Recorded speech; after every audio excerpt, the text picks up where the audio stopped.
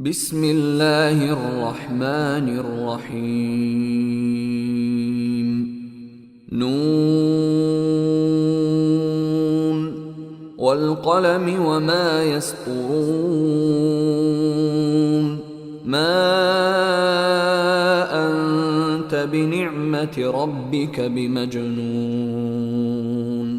وإن لك لأجرا غير ممنون وإنك لعلى خلق عظيم فستبصر ويبصرون بأيكم المفتون إن ربك هو أعلم بمن ضل عن سبيله وهو أعلم بالمهتدين فلا تطع المكذبين ودوا لو تدهن فيدهنون ولا تطع كل حلاف مهين هماز مشاء بنميم مناع للخير معتد أثيم عتل بعد ذلك زنيم أن كان ذا مال وبنين إذا تتلى عليه آياتنا قال أساطير الأولين سنسمه على الخرطوم إنا بلوناهم كما بلونا أصحاب الجنة إذ أقسموا ليصرمنها مصبحين ولا يستثنون فطاف عليها طائف من ربك وهم نائمون فأصبحت كالصريم فتنادوا مصبحين أن اغدوا على حرثكم إن كنتم صارمين فانطلقوا وهم يتخافتون ألا يدخلنها اليوم عليكم مسكين وغدوا على حرد قادرين فلما رأوها قالوا إنا لضالون بل نحن محرومون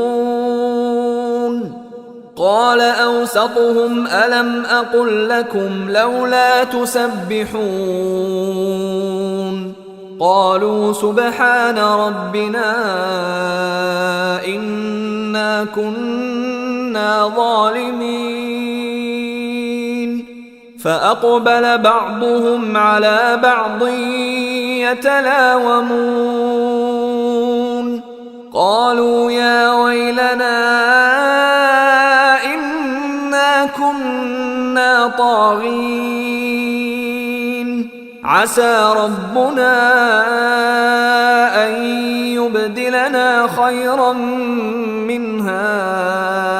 إنا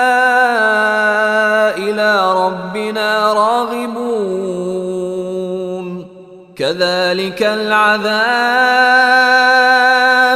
ولعذاب الآخرة أكبر لو كانوا يعلمون إن للمتقين عند ربهم جنات النعيم أفنجعل المسلمين كالمجرمين ما لكم كيف تحكمون أم لكم كتاب فيه تدرسون إن لكم فيه لما تخيرون أم لكم أيمان علينا بالغة إلى يوم القيامة إن لكم لما تحكمون سلهم أيهم بذلك زعيم أم لهم شركاء فليأتوا بشركائهم إن كانوا صادقين يوم يكشف عن ساق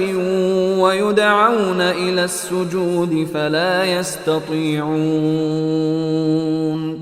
خاشعة أبصارهم ترهقهم ذلة وقد كانوا يدعون إلى السجود وهم سالمون فذرني ومن يكذب بهذا الحديث سنستدرجهم من حيث لا يعلمون وأملي لهم إن كيدي متين أم تسألهم أجرا فهم من مغرم مثقلون أم عندهم الغيب فهم يكتبون فاصبر لحكم ربك ولا تكن كصاحب الحوت إذ نادى وهو مكظوم لولا أن تداركه نعمة من ربه لنبذ بالعراء وهو مذموم فاجتباه ربه فجعله من الصالحين وإن يكاد الذين كفروا ليزلقونك بأبصارهم لما سمعوا الذكر ويقولون إنه لمجنون وما هو إلا ذكر للعالمين